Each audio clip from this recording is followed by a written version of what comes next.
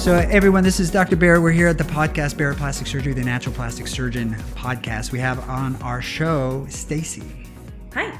So Stacie and I, we're chatting. She was just mentioning that she has a doctor who knows about me in Redlands. You came. I just want to kind of update the viewers. So we are 3.5 weeks. Yes.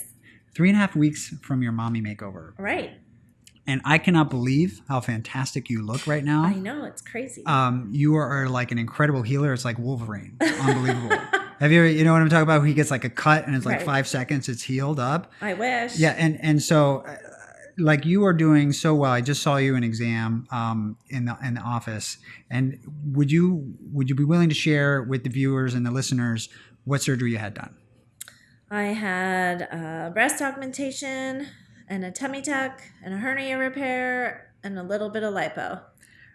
A little bit of lipo. Yes. Right? Yes, or maybe you a did. lot. You tell me. Well, so I'll tell you the exact details. And so we did, here, I have your full operative note here because I wanted to get all the details right. So we did our tummy tuck, abdominoplasty, liposuction, abdomen, flanks, hernia repair, bilateral breast augmentation using silicone implants. Okay. Yep. And the total amount of lipoaspirate fluid we got out was actually a fair amount. This is more than usual. We did 600 off the abdomen and about 1,200 off of each side. So that's a total of 3 liters. Wow. Yes. Now, I know you don't see that yet because you still have a lot of swelling, but that's I can tell. Okay. How can you tell? Tell us about that. I put on my swimsuit that I've worn for like the last 2 years, and it was like really baggy, like in the back and in the front.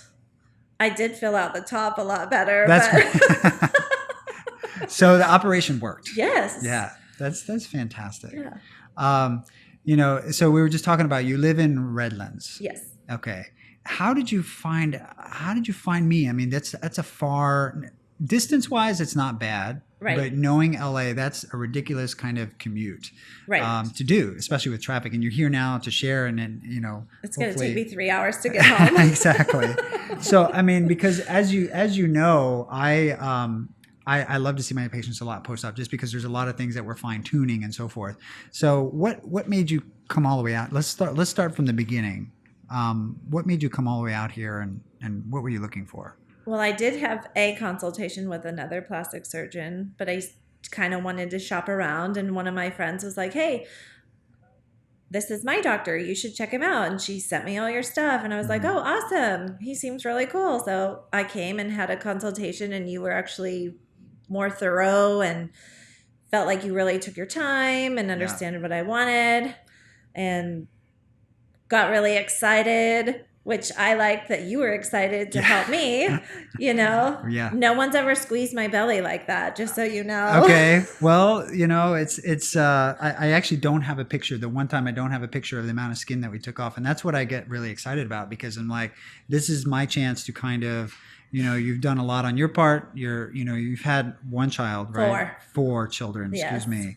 4 children. Yeah. And you did some breastfeeding, correct? All of them.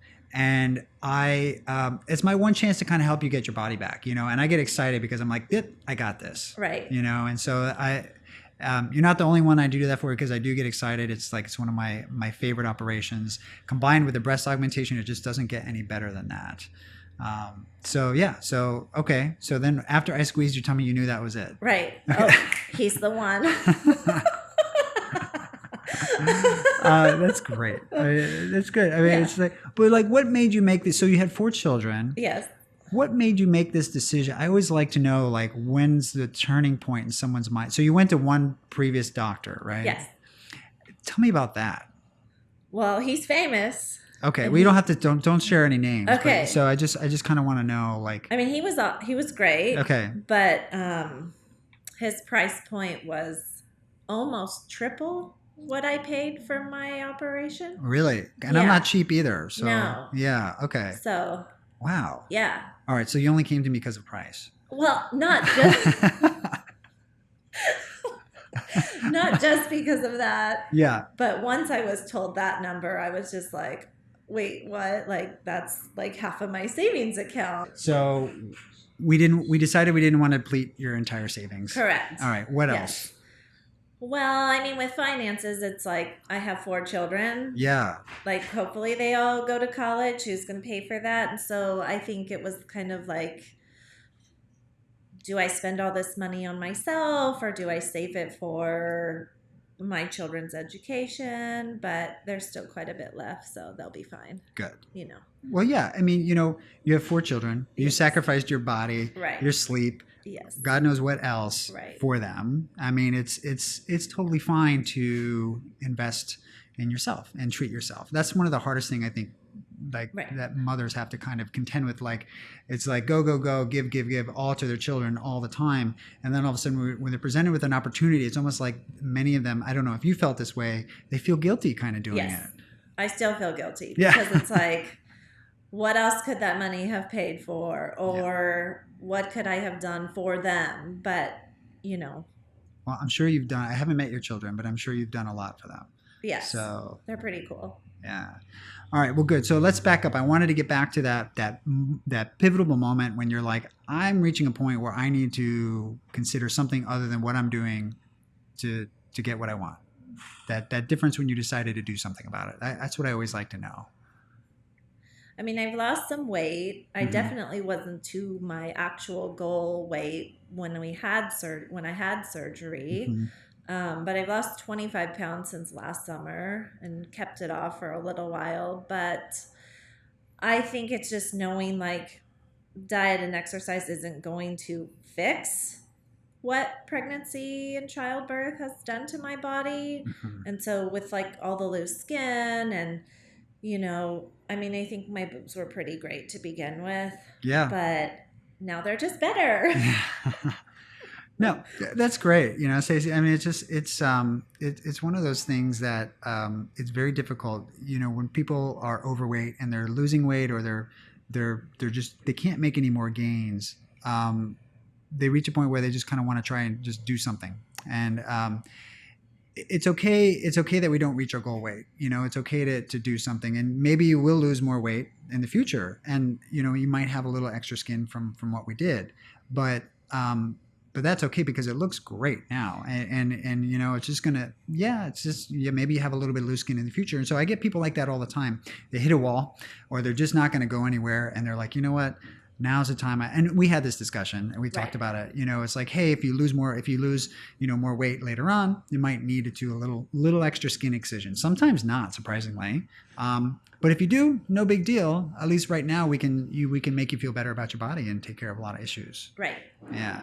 And again, it's not like there were really any major issues. You're beautiful. You have great breasts. You had some skin laxity from pregnancy and some extra volume that we took care of. And it turned out great. It turned out really nice. Yeah, that's really good. What was your secret for your breast? Because I get a lot of women in your situation, 4 kids, 4 breastfeeding all of them. I'm sure a lot of mothers out there want to know, what did you do to keep them so great looking? Because all we had to do for you was just an augmentation, just to get them fuller. We didn't have to do a lift. We didn't have to do aerial. I didn't do anything. You didn't do anything. They're just up. Just you're just naturally gifted. I guess so. That's great. Good. So let's dive in a little more. So when you first, so you went to the one expensive Maserati plastic surgeon's office. I don't know who that is. And then you came to see me. Yes. And how did you feel after coming here? I felt really good. Like, this is the one. It just felt like the right fit. I liked you. The staff is amazing. Great. I mean, if I lived closer, I'd be able to go have drinks with the girls after work, Yeah. right? You still can. Sure they. You won't make it. You have to get a hotel room. I'm sure they'd have me. Yeah. No, I think they do sometimes. But everyone was just great, and it just felt like it was the right time and right decision, and just all worked out. Awesome. And then let's go to the day of surgery. So we're here in the same operating room that you had your surgery. How does that feel? Well, I'm just glad I don't have to get on the table. Tell us, picture, so for someone who's never had surgery before in their life, and which is me. Yeah, right? Yeah. So for a listener that's out there or for a viewer, describe what was going through your mind and how you kind of got through it, because it's a lot. You see me in the pre-op area. We do some markings like they do on the TV show. That's why I do it, by the way, just because they do it on TV. And then I'm just kidding. Right. You got and your then, tape measure out. yeah. No, there's some reasons why we do that. And then walk me through how you kind of got back here, got on the table, like mentally, what was going through your mind? Well, I'm the type of person that always thinks like the worst thing's going to happen. So it's like, oh, I'm going to die. My kids are going to be orphans. Like, what am I going to like? That is where my mind goes like all the time, even though I'm sure it's more dangerous to drive down the 10 to get home than it is to have surgery. Statistically, it is. Right. So, I don't know. I mean, I just came in and my fiance was with me and it was just like, okay, well, today's the day and no turning back. Yeah. And just hope for the best. And, just, I mean, I was definitely really, really nervous, but I mean, once you have the IV and you're done. You get the good stuff. Yeah. Yeah. So. Well, it's interesting you say that. I always try to, my patients, they come in, they're worried about anesthesia complications way more in proportion to like surgical complications that can happen. Statistically, anesthesia complications, you're more likely to be struck by lightning in your lifetime than to have major problem with the anesthesia. That means like death, pulmonary embolism or something horrible, catastrophic like that. So it's extremely rare. And so I always tell people is like, all you have to do is just show up and we'll take it from here, and it's kind of like getting on an airplane the first time. It's kind of a crazy thought that you're going to go 30,000 feet up in the air in an aluminum aircraft. I don't like that either. Yeah. It's safer if like mentally, it's safer than actually driving down to Redlands today, probably, and then getting in a flight going to Virginia. So, so it's always tough. And I always like to know kind of what goes through their minds, how you can kind of prepare yourself, because it is challenging. Not everybody is been in that situation and handle it as well as you did. I mean, you had such a positive attitude. It was great. Well, sometimes. Yeah. Well, yeah, we'll talk about that. So just also so you know, that's why I have fully accredited surgery center. This whole surgery center is built out for surgery. Like I have HEPA filters, I have LED lights, all this stuff I kind of designed from the ground up. I didn't even know this was back here. Yeah, I know. It's like a hidden place, right? But it's a really beautiful. We have beautiful windows. We have everything is like state of the art. So really set up for that. We use board certified anesthesiologists, and we're fully accredited surgery center. So like, when it comes to safety, we don't cut any corners. And so I always try to reassure people on that. Right. All right. So surgery's done. What happened? So you got the mommy makeover. Yes. So breast and your tummy tuck and the lipo. Yes. What happened in recovery? What happened like day one? Really, really, really painful. Like excruciating pain. Oh my goodness. When I woke up, I was really upset because I was in so much pain. And I do inject a lot of pain medication in the plication in the areas that typically hurt, but some people, we miss the mark on that and they can experience some pain when they wake up. So it does happen, but I think you had it a little worse than the average patient. I say, and it's not like I did anything different. Some people have upregulation of nerve sensations or nerve fibers or things like that. But yeah, I'm so sorry to hear that. But I don't remember waking up in here. Oh, okay. I only remember waking up in there. Yeah. Yeah. Apparently, everyone else remembers. Me. I think you were shouting. If I could share this, you were shouting at your husband, who you thought that the anesthesiologist was your husband, right? And you were shouting at him, and Dr. Fine was very confused. He's like, "I am not your husband," and you're like, "Yes, you are. Quit pretending," or something like that. I'm sure it was like filled with explicitives. Yeah. Well, all right. So about how many? All right. So, that's a good question. Like how much pain? And there was a long acting pain medication that we sometimes inject during tummy tucks. We didn't opt to do that for you. I think we offered it to you, but okay. But I wasn't really sure. I mean, now looking back, I'd be like, oh, just give me all the pain medication. The pain meds. I know. I think we should. I think we're going to work on trying to actually just include it in all the operations because I don't like people waking up in pain kind of like that. So we're working on that. But how many days did it take for things to kind of get better? Maybe like to be pain free. Well, not pain free, but things more manageable. Like you're kind of you can get through it. Well, I mean, I think it took maybe like a solid week A for week. me to Okay. feel better, and just not being able to sleep on my side and Hmm. be in the same position. That was hard. So And then because your and tummy then my tuck, back right? hurt really bad, from Exactly. being in that one position Hmm. and not being able to sleep on my side, which that's how I normally sleep. And so Yeah. then it's just a little frustrating. Hmm. So, Yeah, it's a one of the biggest operations we do. We're basically cutting you in half, and right? yeah, and it's that first week is notoriously the most challenging and most difficult. Um, you're right. So you have to sleep in a certain position. It's called a semi-Fowler position. So we take the tension off the incision because we just made it nice and tight. And then over time, you can gradually start to lay flat. And that generally doesn't happen until about 7 days later. And by that point, your back is kind of hurting Right. because all of that pressure is now on your lower back. So that's what I get. I get tightness followed by lower back pain right around day 5 or 7, and then we're like, look, we gotta get you to the other positions. So sounds like you went through all of that. Yes. Yeah. Um, all right. So now we're 3.5 weeks out, and you look great. Thanks. You look fantastic. How are you feeling now? I feel good. I can stand up straight again. Yes. I can lay flat. Yeah. Sleeping on my side is still a little difficult, but I don't know if it's because of my tummy or just because I have all this side boob action, and I'm not really sure where to put my arms. Got it. So just how I would normally sleep is a lot more difficult because these are in the way. Right. So what you're experiencing right now, right around the 3.5 week mark, is you're getting sensations of the breast kind of feeling like they're not part of your body. What happens is your brain is really smart, your body's really smart. Around 5 or 6 weeks, they're starting to get the reformulation of the proprioception signals, and they start to feel like they're part of your body. So that means whenever your arm kind of goes by your breast, it'll start to feel like, hey, that's just me. That's not something different. But it takes about 5 or 6 weeks for that to happen. The other things that start to happen are little electrical signals, little shocks, little tingles, little burning sensations. I get those. If I get cold, I'm like, oh my gosh, that feels so weird.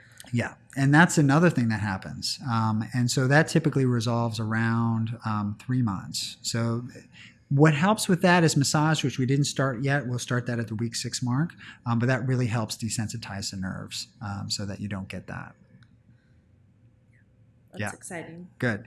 So, Stacie, so we've got a long way to go. We're doing great. Your incisions look fantastic. What's one thing you would tell? Well, first of all, I want to know if you could go back and do it all over again, or not do it. Would you do it? Yes. You would. But I need more pain meds. Okay. More pain meds. I guess they say no pain, no gain, and right. And it's hard. It's kind of like, perhaps it's like childbirth. It's like, when I've never had children, but you have one and you're like, I'm never going to do this again at the time, right? So I've heard women say, and then you forget about it, right? Does that happen? Tell me. Yeah, I think you forget until you're there again, and by that time it's too late. But it's fun. Yeah. Making the babies, that's fun. So everybody, I think, absolutely forgets about, yeah, that's why we're here. Yeah, somebody had some fun. Well, good. So if you could, what's your tip for the person, the prospective patient out there? What's your secret advice that you would give somebody, or the one thing you wish you knew prior to going through all this? I would say if it's something that you're thinking about, definitely have a consultation and figure out if it's something that's right for you. And I'm going to be 35 this year, so it's like. And you look great. Thank you. Yeah. So it's like you can feel good about yourself even after you've had 4 children, and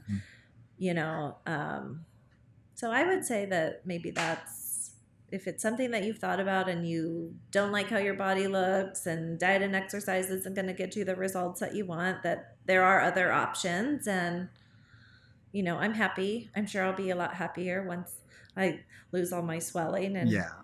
Yeah, so swelling after this kind of operation can last up to 6 months. The majority of that swelling goes away in 6 weeks. So in 6 weeks, you're going to be like, hallelujah, Right. it's going to look fantastic, and hopefully the weather will still be nice in 6 weeks from now. And Oh, it will be. It's yeah, gonna, it's LA. It's hot all the time, it is. right? Or Yeah. I'll just go on vacation.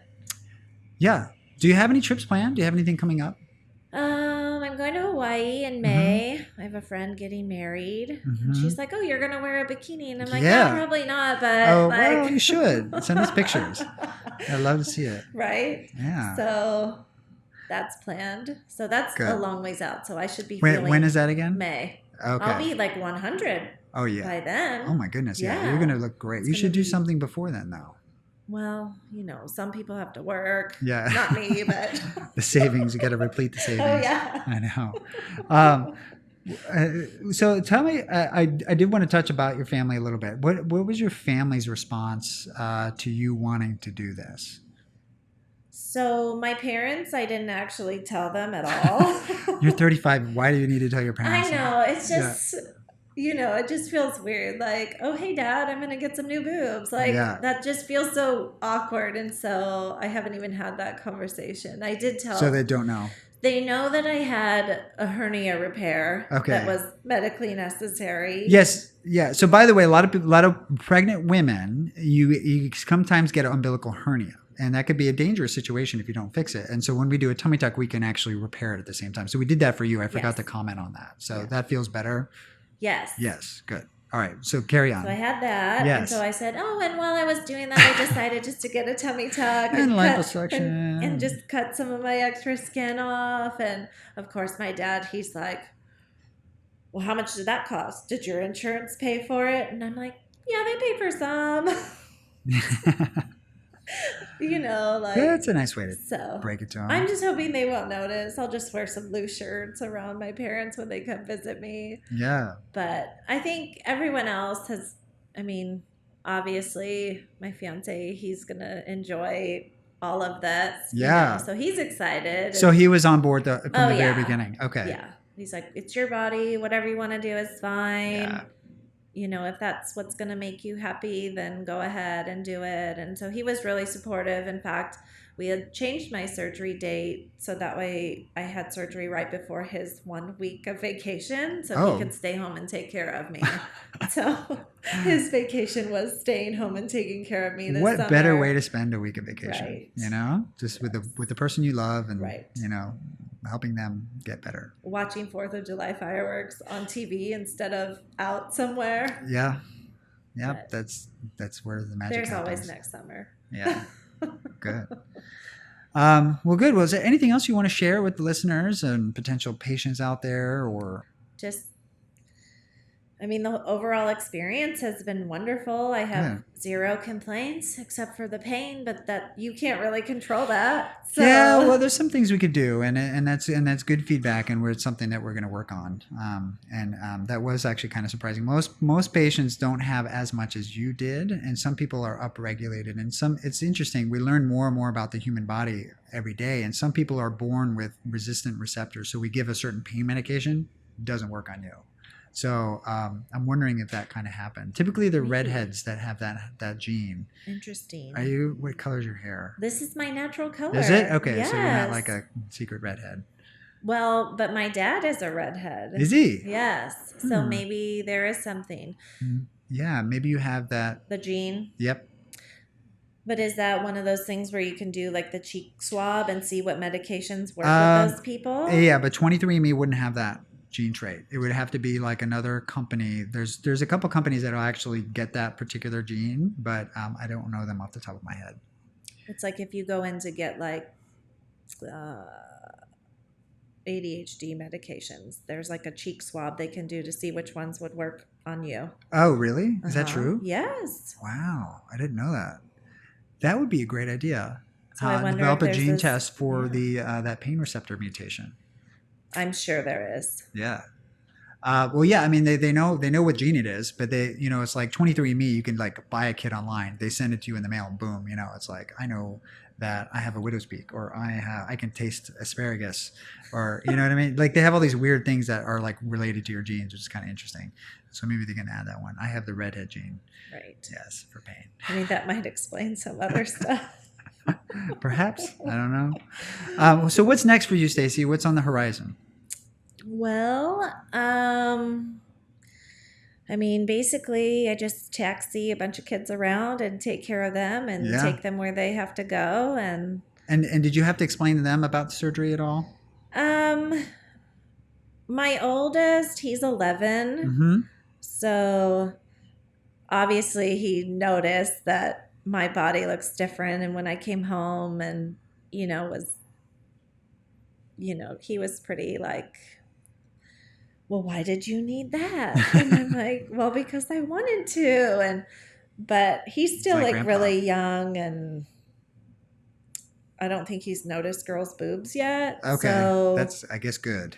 right. Like Yeah. he hasn't. So I think it wasn't really a big deal, but maybe it will be to him later.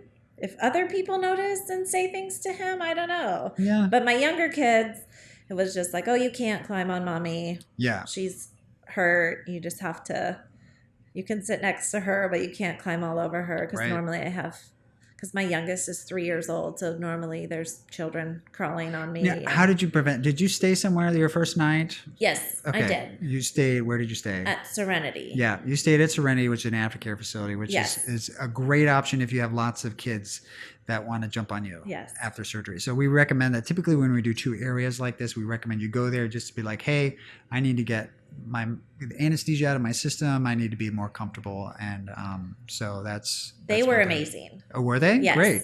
They have a shampoo bowl. They washed my hair before I left. They Nice. helped me take a shower. I That's really incredible. actually just sat there and she washed my body, and then I went in the shampoo bowl and she washed my hair.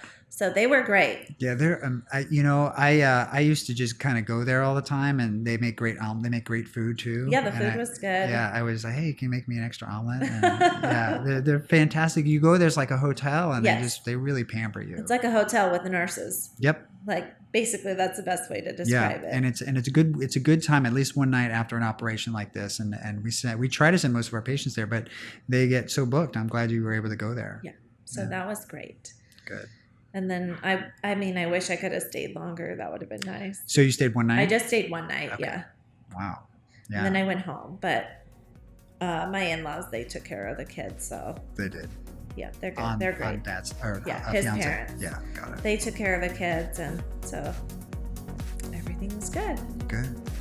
All right, Stacie, thank you so much for being on the show. You have a wonderful result, and thank you for sharing your experience with all the viewers and listeners today.